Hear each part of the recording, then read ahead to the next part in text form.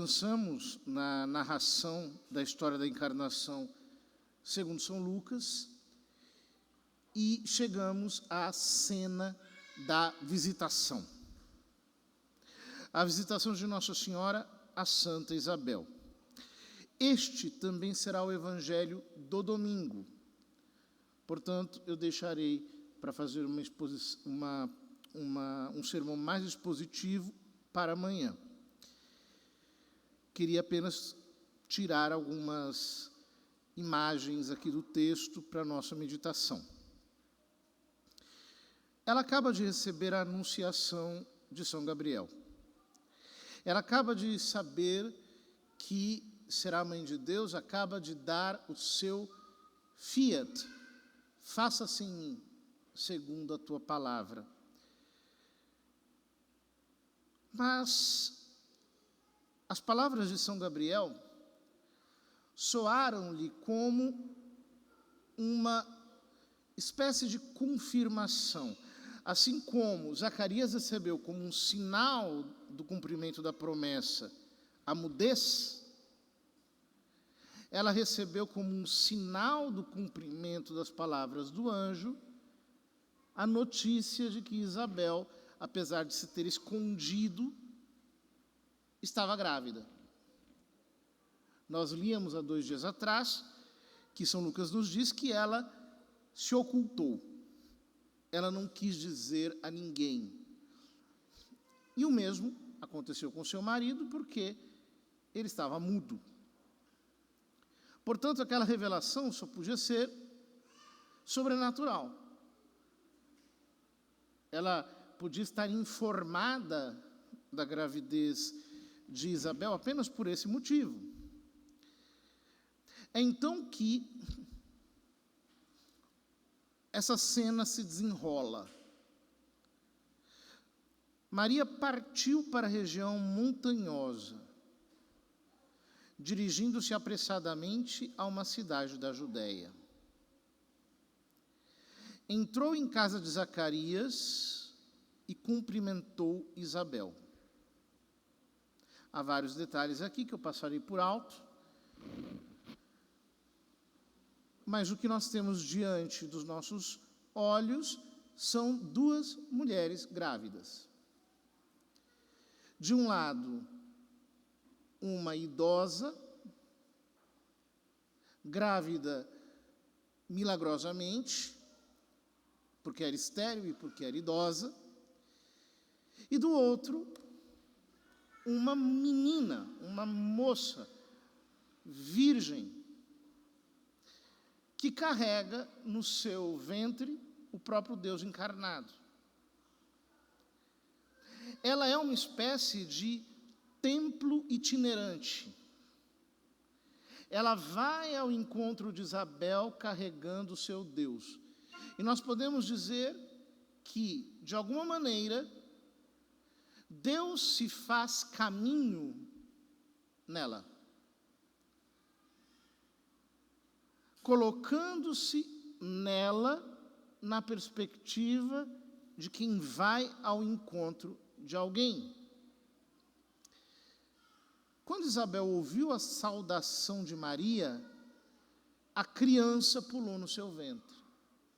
Isso também tem outros significados que vamos falar amanhã. E Isabel ficou cheia do Espírito Santo.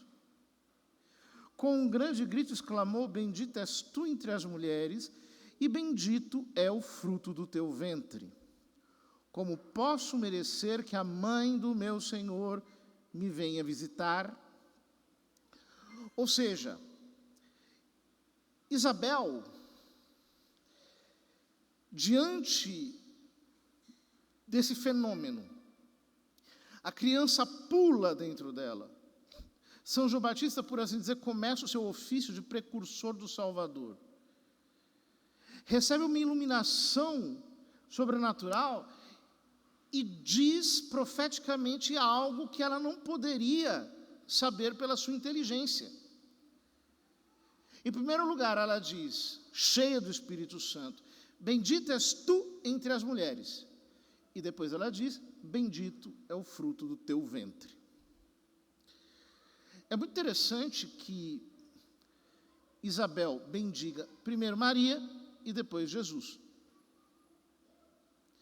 Para quem, por exemplo, tem uma mentalidade um pouco protestante, esse versículo, eu acho que devia ser supresso das Escrituras, porque onde já se viu louvar primeiro Maria e depois Jesus?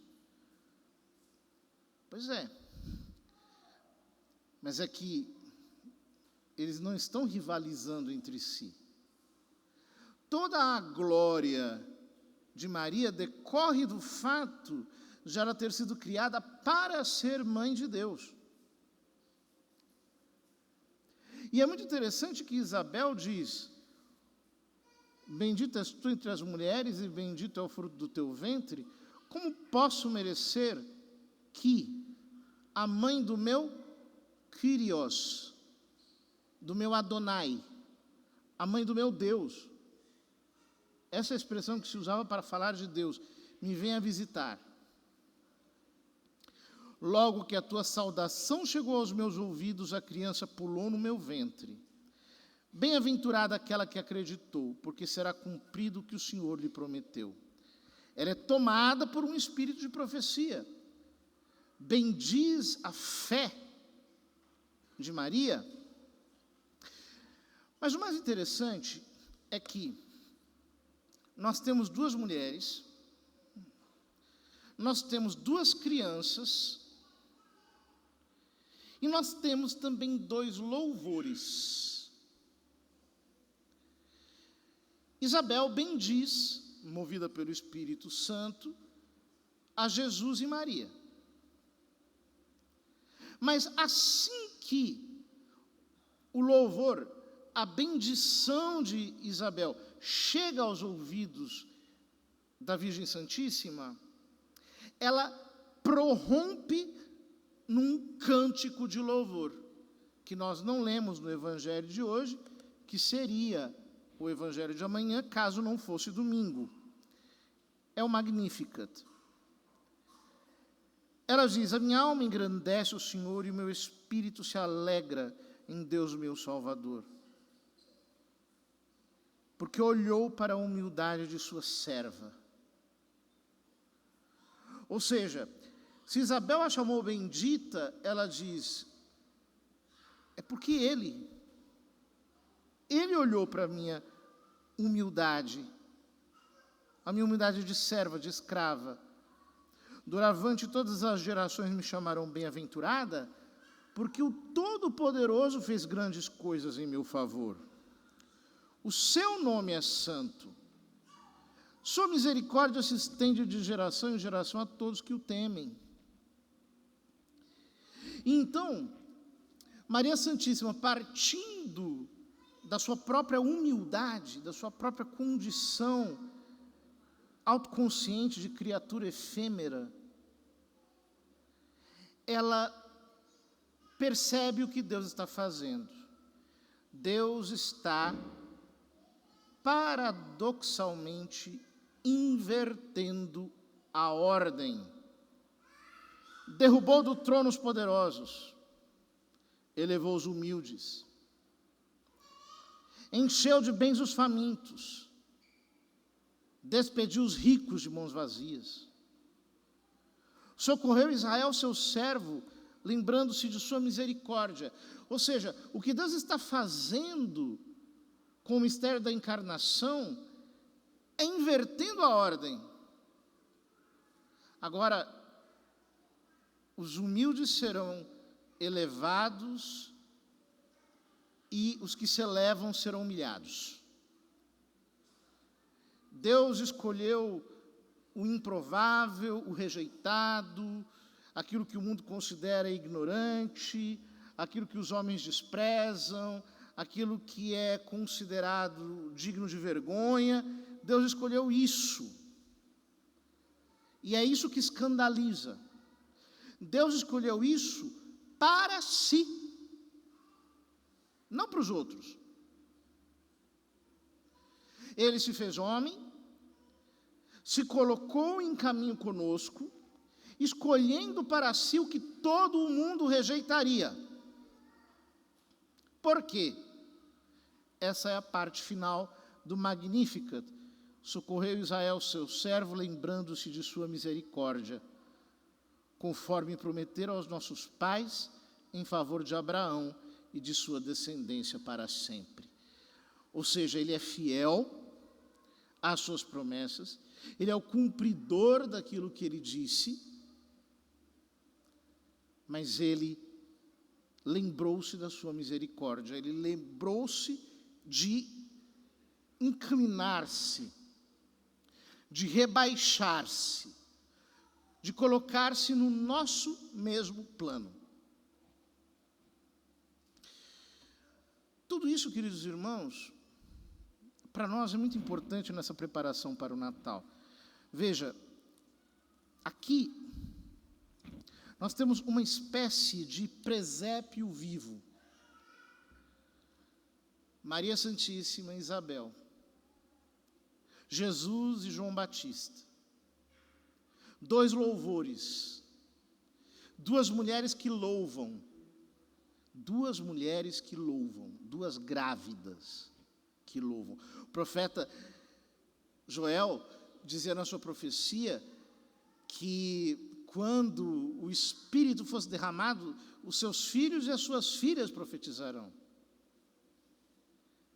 Os seus anciãos sonharão sonhos, seus jovens terão visões, e os seus servos e servas profetizarão. Aqui nós temos duas mulheres grávidas, duas mulheres que, como que escandalizando elas mesmas, aquela ordem que havia então, prorrompem em louvor profético, explodem com o espírito de profecia, enquanto seus filhos estão encobertos no seu ventre. Jesus, no Natal de cada ano, está encoberto aos nossos olhos. Nós não assistimos o parto do Salvador. A sua presença, o seu nascimento é um mistério escondido, um mistério que nós precisamos descobrir pela fé. Ou seja, aquilo que nós precisamos pedir a Deus é que, assim como Isabel foi tomada por uma revelação divina, e ela percebeu quem era Maria e Jesus, apesar do Senhor ainda estar encoberto no ventre de Maria, nós possamos, nesses dias do Natal, caminhando para a celebração do Natal, descobrir o Senhor, que discretamente passa por nós, está oculto, e muitas vezes não apenas oculto, mas ele está onde nós menos esperamos, porque ele subverte a nossa percepção. Nós achamos que é uma coisa e é outra, nós esperamos algo e é o oposto. Nós precisamos aprender a descobrir Jesus, e isso nós só podemos fazer pela graça de Deus. Somente a graça do Espírito Santo pode abrir os nossos olhos interiores para que nós descubramos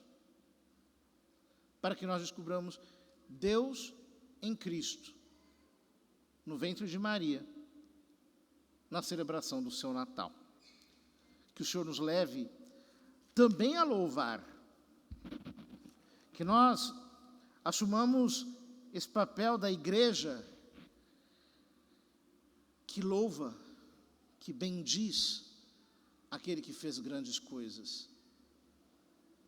Isso nós faremos, se em nossos lábios e em nossa vida, Cristo Senhor for dignamente honrado, tanto pelas nossas palavras, quanto pelas nossas obras.